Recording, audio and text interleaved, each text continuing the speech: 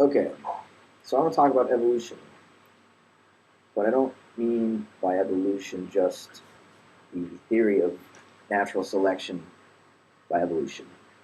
Um, I don't mean the theory of genetic uh, propagation. I don't mean anything except that the general goings on of the universe tend to increase in complexity over time. They get more diverse and separate, and at the same time more globally uh, connected. So, I mean, I really want to talk about cosmology. Let's start with cosmology, the Big Bang. Apparently, we even know a little bit about before the Big Bang now. We don't know it, but it's a hypothesis based on quantum physics, I think, about the uh, some kind of indeterminate state of quantum flux was before the Big Bang. And then by chance, we, I say we, I just mean existence now, we popped into existence as light, as this ball of energy, this explosion. And then the light cooled off and slowed down. Well, it probably didn't slow down, won't make that claim. But it started to cool off and spread out, and the gases cooled. It became gases, and the first atoms, hydrogen started to form and became gases, and kept expanding, and then gravity started to take hold, and the hydrogen got sucked up into such a dense ball that it ignited, and nuclear fusion started to occur. Hydrogen atoms started to fuse, and all of a sudden it burst into life. And then after millions of years, it explodes, and when it explodes, it collapses even further because of gravitational forces and creates new kinds of atoms, and all the way up to carbon, and then new clouds of matter start swirling around, and a new star starts, and it has enough um, higher elements to develop the planets, carbon, oxygen, all of these elements required for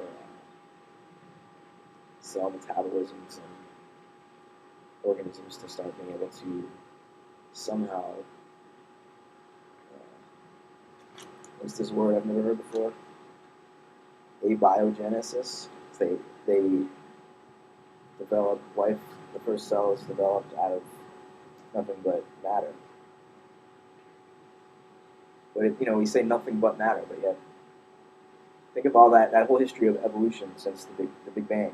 Matter evolved, right?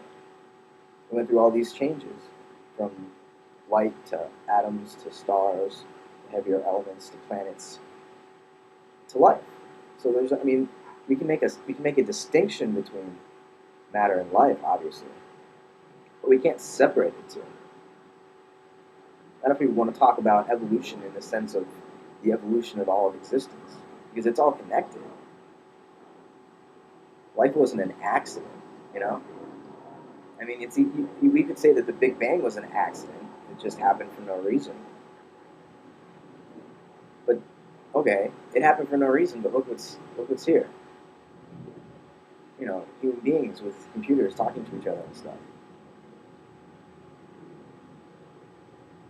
So life wasn't an accident. Life is it's like as amazing as the evolution of the material universe was up until life. Life itself is like that squared amazing.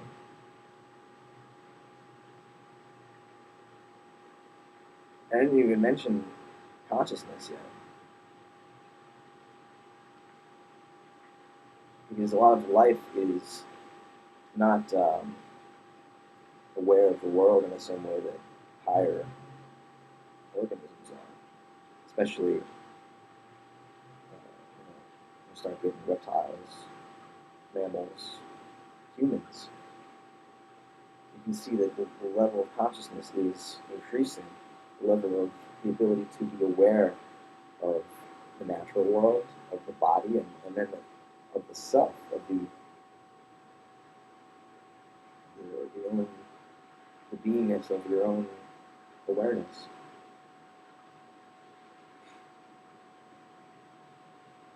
And then, just like biological evolution is so much more dynamic and complex than material evolution was, even though material evolution is pretty amazing too. Now this mind stuff starts happening.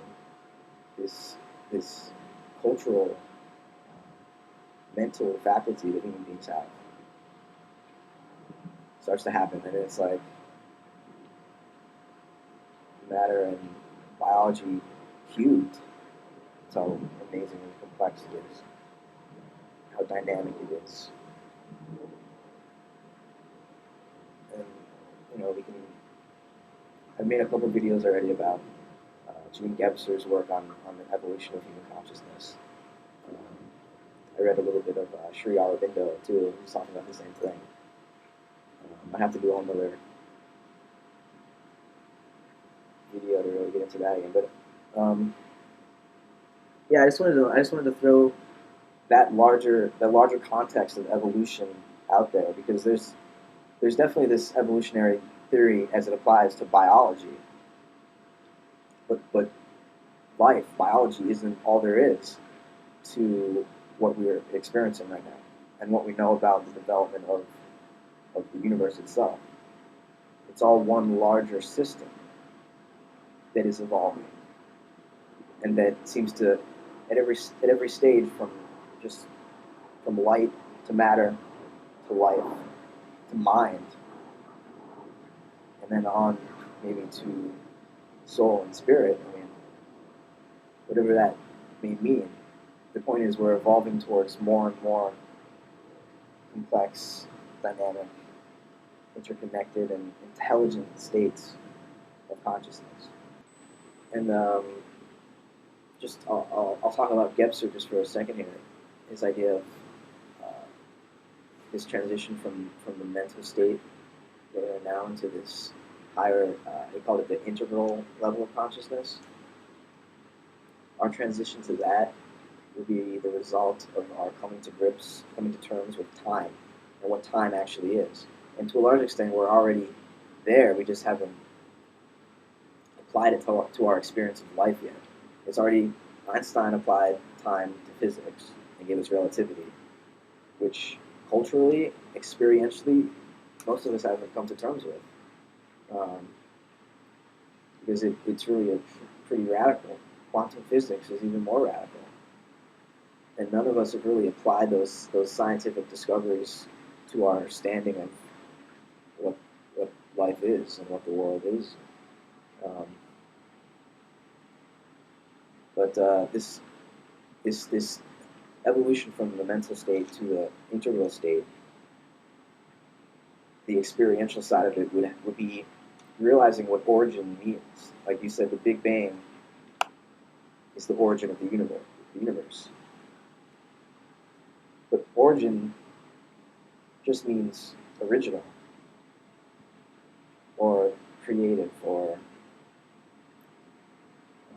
dynamic. It just means it's not a beginning at a discrete time and place. It's an ever-present happening. So the Big Bang is origin, and origin is still happening. So the Big Bang, this is all the Big Bang. The Big Bang is still happening. It's not, there's no time when origin ends,